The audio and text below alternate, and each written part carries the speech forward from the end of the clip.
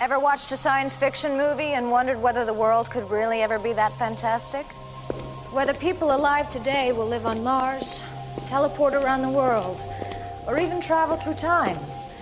If these things sound fantastic to you now, just think how far we've come in the last 100 years. This century has seen man progress from horse-drawn carriages to moonwalks, and yet the scientific revolution is only just beginning.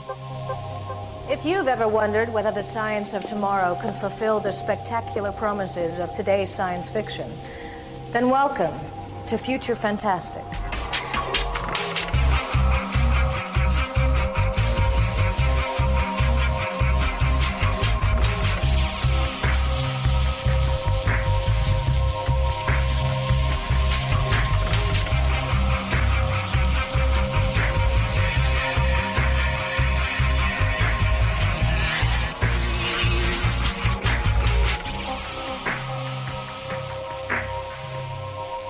Of all science fiction's claims, the longest and the loudest has been that we are not alone. A growing number of scientists agree. They're coming round to the possibility of intelligent life outside this planet. While the experts speculate on what these extraterrestrials may look like and what message they may bring, they're sure of one thing. When we make contact, it will be the most profound event since man first left the confines of this tiny planet.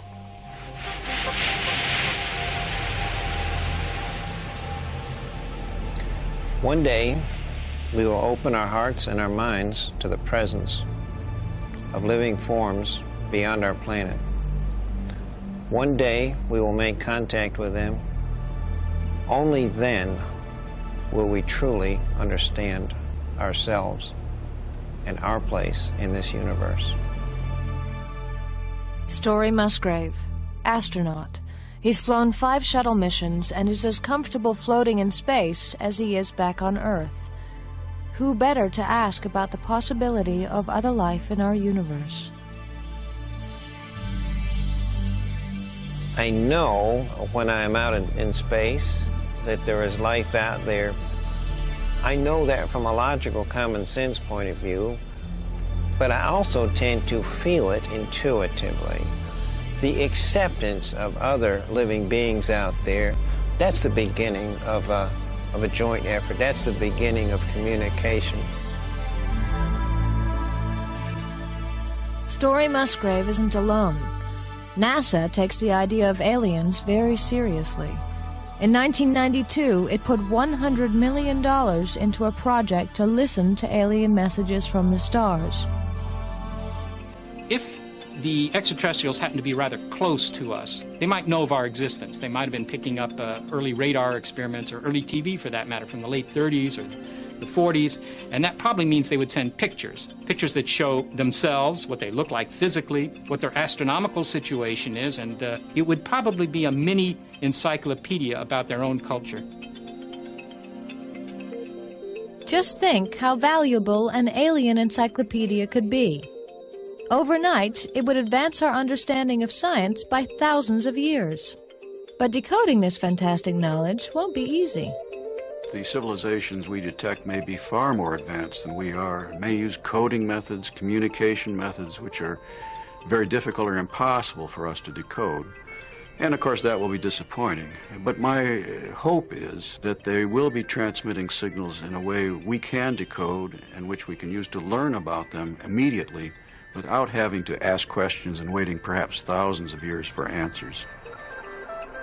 And already scientists are thinking hard about how we on Earth might reply. If the civilization we're listening to is 100 light years away, there's no real hurry to reply. It's going to take 100 years for the reply to get there anyhow. But if we do decide to answer, we answer as one planet, all right, all humankind. Bring in the United Nations. Have everybody decide what it is we should say, if anything.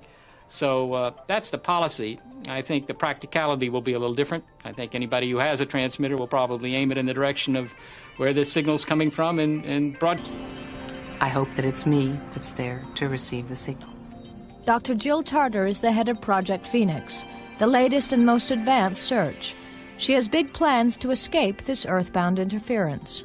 The next step may well take us to the far side of the moon, which always looks away from Earth, is always shielded from our own technology and our own interference by the body of the moon, and gives us a very stable base on which to build large arrays of telescopes for permanently listening.